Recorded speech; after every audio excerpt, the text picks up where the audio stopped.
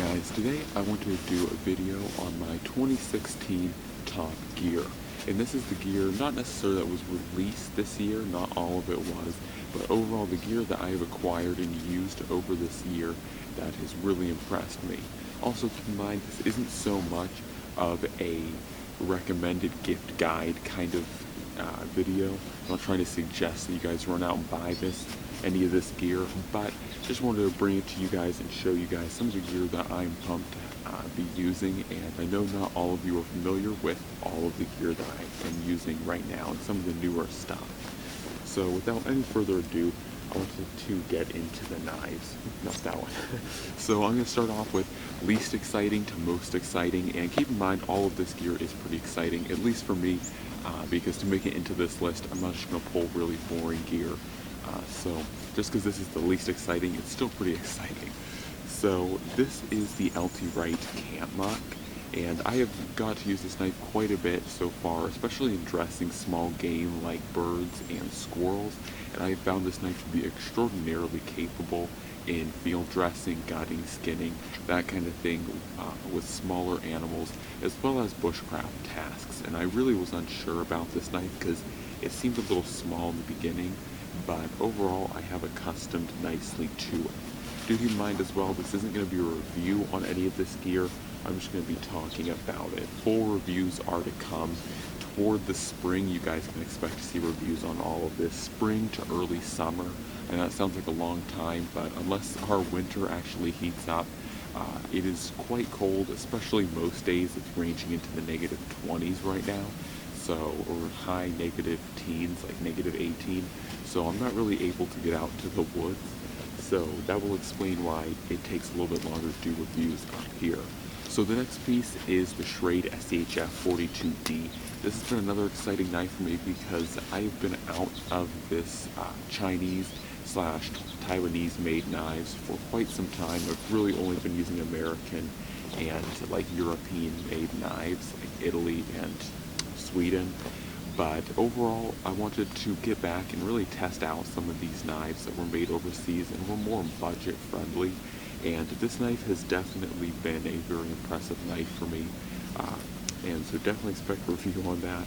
And I'm quite excited to be using it, and really quite excited to see how China/Taiwan has really upped their knife making game. So the other two knives are really a pair. And you guys probably are already quite familiar with them. These have really been all over many other YouTubers' channels. I really was curious about them by seeing all of the different reviews on them.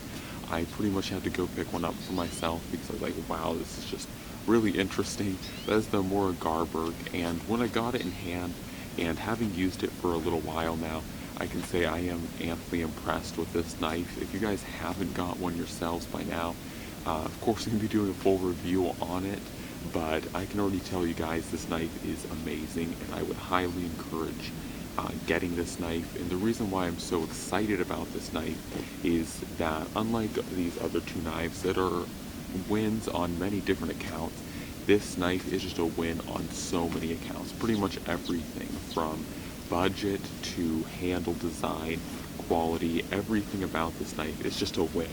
And so I am super excited about this knife. So onto the other knife. This is the Mora Eldris.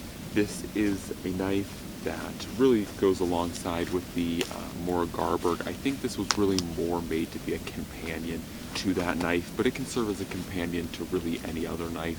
You guys have probably already seen this in the channel, but once again, I have really loved this knife. And I think for a lot of the same reasons the Garberg is a win, I think the Eldris is a win. Once again, the price, materials, quality, and overall setup make this knife a fantastic knife. And really, I think this pair, the Mora Eldris and Garberg, would make an excellent pair for especially beginners and intermediate, but really even advanced bushcrafters could really get a lot of use out of that pairing. And like I said, for the price point, it's really, really extraordinarily hard to beat those two knives. So on to the next knife, and, or not knife, sorry, onto the saw. This is the Silky. This thing is a little bit frozen right now. You guys can see there's like snow all over it. but this is the Silky Big Boy, and like a few other reviewers, I've been extremely impressed by the Silky. This is the first Silky I have ever had and used, but overall I have been using it quite a bit to cut up some different firewood around here just to test how good it is, and I've been extremely impressed by this saw length, or the length of the saw blade and how much work it can do.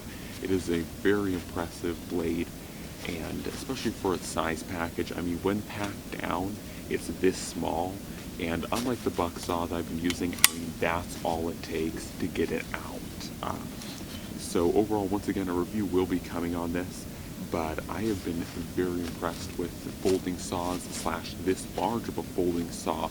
I really did not think I would ever use a folding saw this big, but I have been really wrong about that and really love. And lastly is watches. This is one that you guys probably weren't expecting to see from me, just because you guys generally know that I am more of a techie kind of person, and while I do love tech, I do also have a lot of love for mechanical geared things, and that's exactly what this is.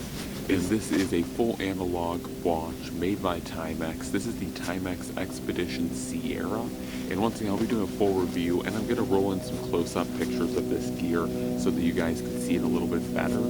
But overall, this watch has been extremely impressive, and I think it's a lot like G-Shock Casio, but it looks a little bit better, a little bit more fancy or classy, if you will, and overall being completely analog, so there's no digital displays on here. It's all buttons controlling these hands and different complications on it, and I have certainly had a learning curve to this watch, but I think using this watch is a lot more fun, and definitely it takes a little bit more thought when you look at it.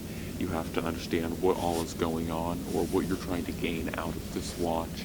It is quite a capable watch, having a chronograph and a tachometer, but overall I've really loved it, and I think for being an outdoors watch, I think it has a lot of promise. But once again, I'll be doing a full-on review on that come in the spring-ish, probably toward the early spring, because I can still wear it, I just can't necessarily go out in the woods with it. So anyways guys, hopefully you've enjoyed this quick look at some of the exciting gear I have been working with for the 2016 year, and we'll be seeing reviews on all this gear. And don't forget to comment, like, share, subscribe, and tell me what your thoughts are on any of this gear, if you have any experience with it.